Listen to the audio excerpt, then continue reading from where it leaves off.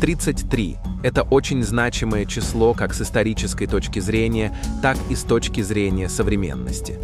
Это число связано с глубокими эзотерическими скрытыми значениями и знаниями, и оно на переднем плане многих синхроничностей, которые трудно объяснить. Например, число 33 – это количество позвонков, из которых состоит позвоночник человека, и это возраст, в котором Иисус, как сообщается, был распят. 33 – это число, при котором вода закипает по шкале Ньютона. В ведической религии 33 божества. Божественное имя Элохим, имя Бога, которое часто используется в еврейской Библии, встречается 33 раза в первой главе книги Бытия. Исламские четки часто располагаются наборами по 33. Числовое представление звезды Давида равно 33. Это также числовой эквивалент всех мужчин. 1 плюс 13 плюс 5 плюс 14 равно 33, когда А равно 1, а Z равно 26. Число 33 в нумерологии известно не только как мастер-число, но и как мастер-учитель. 33 Герца – это частота, которую ученые и исследователи обнаружили внутри Великих пирамид Египта. Говорят, что эта частота резонирует с гармонической подписью Земли. И ее называют частотой Христа, частотой Христового сознания и частотой Великой пирамиды. Это число даже проникает в биологическую сферу, изучаемую наукой. 33 – это число витков в полной последовательности ДНК. Более зловещая коннотация появляется в 33-м элементе периодической таблицы. Мышьяк – это хрупкое, стально-серое вещество, которое активно ядовито. Греческий корень «арсен» означает «мужской сильный» или «мужественный», что предполагает активное распространение этого мощного и потенциально смертельного числа по всему миру. Действительно, если мы рассмотрим северную широту в 33 градуса, то обнаружим некоторые интригующие синхронности или значимые совпадения. 33 также является самой важной степенью, которую масонство присваивает духовной регенерации, происходящей как по ступеням через 33 позвонка позвоночного столба, пока не достигнет гипофиза, который в свою очередь вызывает работу шишковидной железы. Масонство, как древняя организация, основывается на определенных принципах и знаниях, которые считаются важными для духовного роста и развития.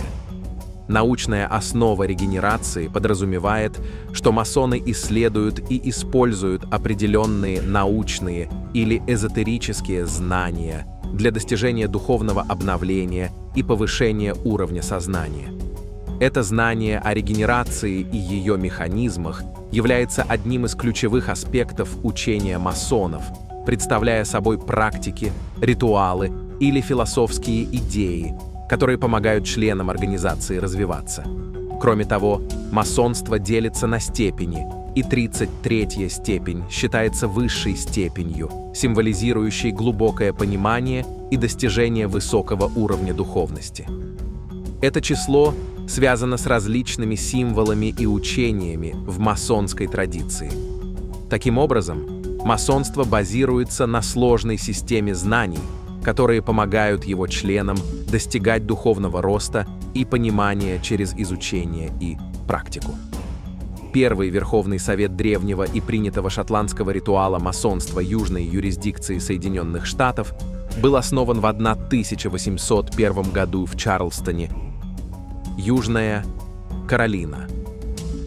Этот очаровательный портовый город эпохи догражданской войны и центр южной культуры находится менее чем в 15 милях к югу от 33-й параллели и называется ложей Соломона номер 1. Масонское место встречи было известно как материнская ложа мира. Само число 3 также имеет большое значение как в отношении физической, так и божественной природы человека.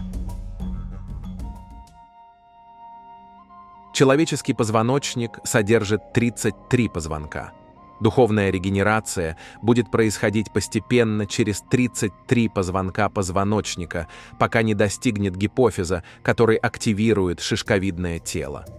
Наука этой регенерации является одним из утерянных ключей масонства. И именно по этой причине древнее масонство было основано на 33 степенях. Манли Палмер Холл, масон 33-й степени и величайший философ масонства, утверждает: 33-я степень представляет собой человеческую голову поверх 33 позвонков спины.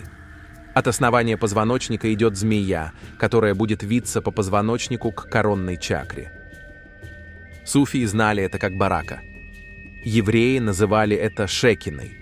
Китайские даосы называли это дзин. В Индии это было кундалини. Чтобы пробудить силу кундалини, потребуется духовная дисциплина, включая алхимию и йогу. Когда кундалини поднимается через физическое, эмоциональное и ментальное тела, она выполняет задачу уничтожения всех нечистот, которые мешают ей познать свою врожденную божественность. С завоеванием Испании исламом с 8 по 15 столетия Испания стала центром суфийского учения в Европе. Начиная с Компостелы, в Испании здесь есть 5 соборов, 1 церковь и 1 часовня. Последовательность мест соответствует последовательности планет в нашей Солнечной системе. Каждое место также соответствует чакре. Так же, как подсознательные энергии текут вверх и вниз через чакры в человеческом теле, так и подобные силы устремляются на север и юг вдоль великого ряда соборов. Когда новичок достигал такого прогресса на избранном им духовном пути, он был открыт для приема посланника культов мистерий. Новичок совершал паломничество к святому Иакову Компостельскому. Посвящение 1 степени было результатом, который духовно вытекал из пробуждения базовой чакры, которая связывает нас с Землей и физической реальностью. Ее правящая планета — Луна. Существует 7 эндокринных желез. Каждая железа имеет чакру, которая представляет собой конусообразное энергетическое поле, поглощающее энергию из универсального энергетического поля. Западные практики связывают чакры с различными концепциями. Чакры можно рассматривать как метафизические аналоги эндокринных желез. Они расположены в психике и связаны с различными аспектами нашего эмоционального и психологического состояния. Каждая чакра имеет физическое проявление, влияя на здоровье и функции соответствующих органов и систем тела. Таким образом, состояние чакр напрямую отражается на психическом состоянии человека, подчеркивая взаимосвязь между физическим и духовным аспектами жизни. В 1928 году Манли Пи Холлом была написана книга под названием «Секретные учения всех веков». Эта книга охватывает темы, связанные с каббалой, алхимией, таро, церемониальной магией, философией, мистическими религиями и масонством. В этой книге Холл утверждает, что тройственная низшая природа человека, состоящая из его физического организма, эмоциональной природы и умственных способностей, отражает свет его тройственной божественности и свидетельствует об этом в физическом мире. 3 тела человека символизируются вертикальным треугольником, а его тройственная духовная природа — перевернутым треугольником. Эти 2 треугольника, объединенные в форме шестиконечной звезды, были названы евреями «звездой Давида», печатью Соломона и более известны как «звезда Сиона». Эти треугольники символизируют духовные и материальные вселенные, связанные вместе в конституции человеческого существа, которое участвует как в природе, так и в божественности. Животная природа человека участвует в земле, его божественная природа — на небесах, его человеческая природа в качестве посредника. В масонстве 33-я степень — это высшая честь, присуждаемая только тем, кто продемонстрировал выдающееся служение этому братству. а также профессиональные и личные достижения. Однако скрытым секретом внутри общества может быть знание о вратах вечной жизни и о том, как сила вашего разума и тела может привести вас туда. Известные масоны 33-й степени включают очень известных людей, которые во все времена считались могущественными людьми. Так какие скрытые секреты и информация были у них об этих вратах вечной жизни? Как утверждал Манли Палмер Холл, он был масоном 33-й степени и был инициирован в эту организацию в 1954 году, а через 19 лет достиг своего статуса. В своей книге «Секретные учения всех веков» он освещает это знание, утверждая, что в средние века алхимия была не только философией и наукой, но и религией. Те, кто восставал против религиозных ограничений своего времени, скрывали свои философские учения под аллегорией золотодобычи. Таким образом, они сохраняли свою личную свободу и подвергались насмешкам, а не преследованиям. Алхимия – это тройное искусство. Ее тайна хорошо символизируется треугольником. Ее символ – трижды три элемента или процесса в 3 мирах или сферах. Трижды 3 – это часть тайны 33-й степени масонства, ведь 33 – это трижды 3, что равно 9, числу эзотерического человека и числу эманаций из корня божественного дерева. Это число миров, питаемых 4 реками, которые вытекают из божественных уст, как вербум фиат. Вербум фиат переводится как «слово пусть будет» и используется в контексте благовещения, когда архангел Гавриил говорит Деве Марии, чтобы она согласилась на воплощение Христа. Под так называемым символизмом алхимии скрывается великолепная концепция, поскольку это презираемое и высмеиваемое ремесло все еще сохраняет нетронутым тройной ключ к вратам вечной жизни. Понимая, что алхимия является тайной в 3 мирах – божественном, человеческом и элементарном, мудрецы и философы, создавшие и развившие сложную аллегорию для сокрытия своей мудрости, легко могут это оценить.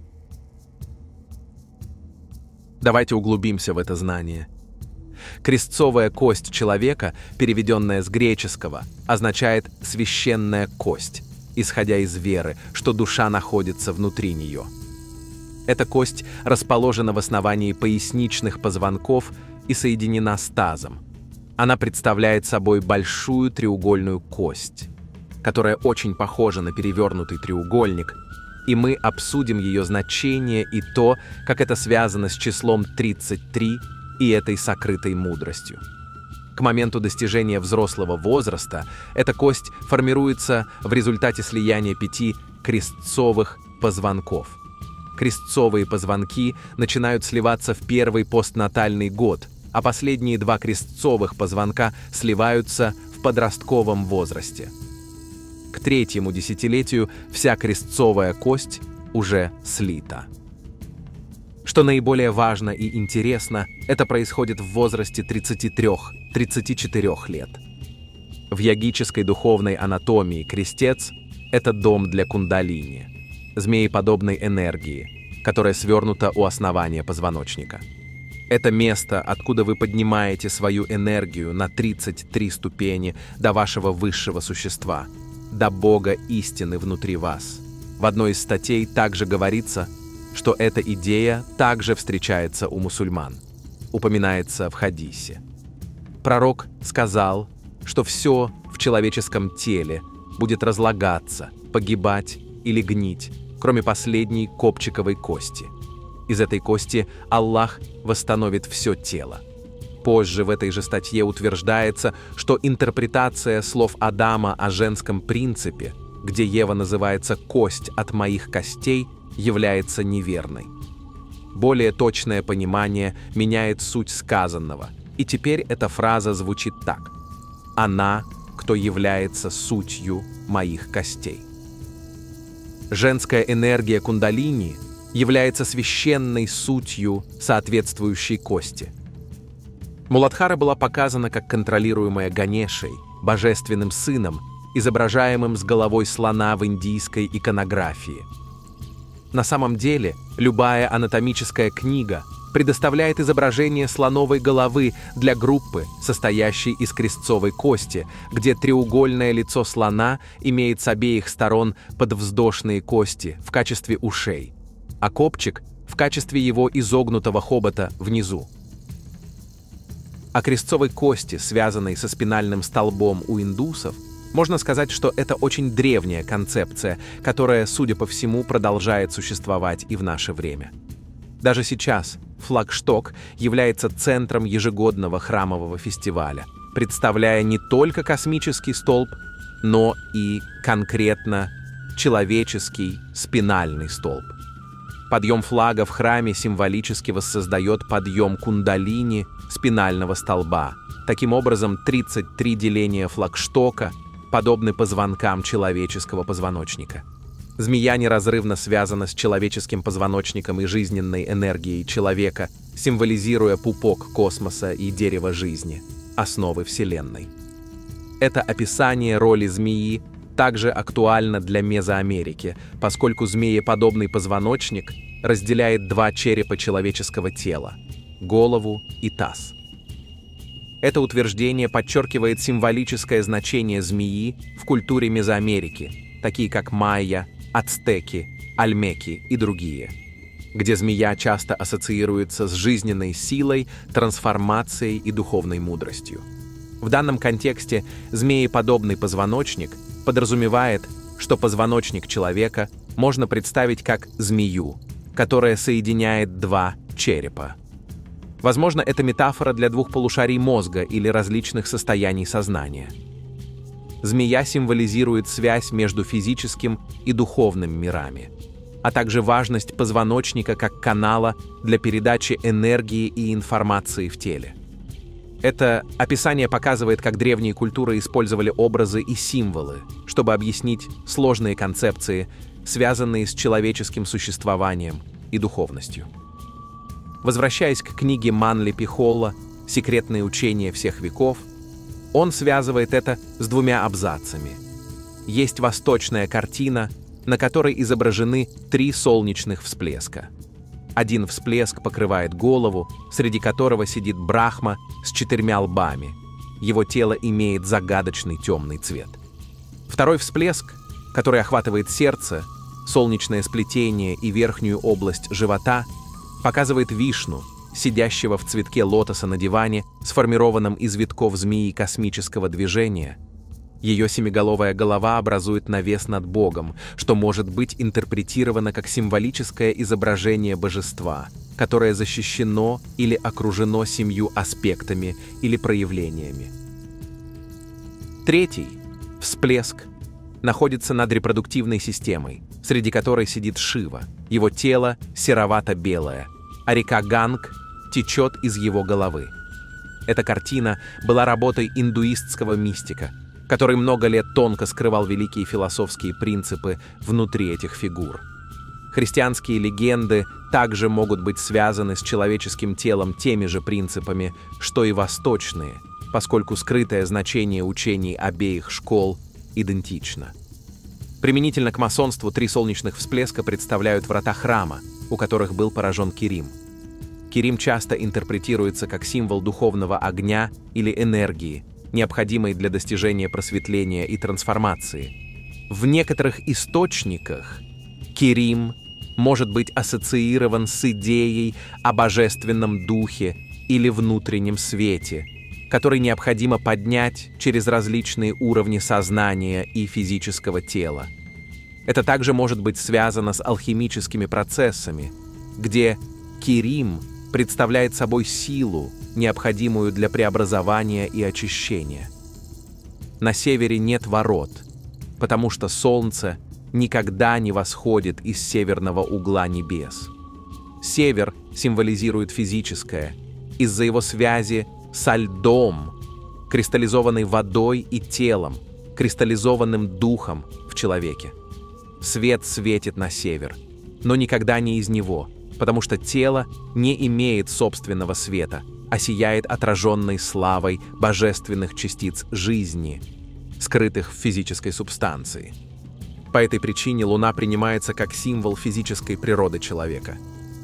Керим — это загадочная огненная эфирная вода, которую необходимо поднять через 3 главных центра, символизируемых лестницей, с 3 ступенями и солнечными цветами, упомянутыми в описании индуистской картины. Она также должна подниматься по лестнице из 7 ступеней, 7 сплетений, расположенных рядом со спиной. 9 сегментов крестца и копчика пронизываются тонкими путями, через которые проходят корни древа жизни. 9 — священное число человека, и в символике крестца и копчика скрыта великая тайна. Та часть тела, что от почек и ниже, была названа ранними каббалистами «землей Египта», в которую были уведены дети Израиля во время плена. Из Египта Моисей, просветленный ум, как подразумевает его имя, вел племена Израиля, 12 способностей, поднимая бронзовую змею в пустыне на символе креста Тау. В этом контексте Моисей символизирует просветленный ум, который ведет народ к свободе и духовному развитию. Его действия по поднятию бронзовой змеи в пустыне символизируют исцеление и преодоление страха. Змея на кресте Тау представляет собой трансформацию и защиту, а 12 племен Израиля символизируют различные аспекты человеческой природы и способности. В целом, это метафора духовного пути и стремления к высшему знанию. Не только Керим, но и боги-люди почти каждого языческого мистического ритуала являются персонификациями духа огня в человеческом спинном мозге. Как подразумевает само название, шишковидная железа — это священная шишка у человека, единое око, которое не может быть открыто, пока Керим, дух огня, не будет поднят через священные печати, которые называются 7 церквями в Азии. 33-я степень представляет человеческую голову на 33 позвонках спины. От основания позвоночника идет змея, которая будет извиваться вверх по позвоночнику к коронной чакре. Чтобы пробудить силу кундалини, потребуется духовная дисциплина, включая алхимию и йогу. Когда кундалини поднимается через физическое, эмоциональное и ментальное тела, она выполняет задачу уничтожения всех примесей, которые мешают человеку познать свою врожденную божественность.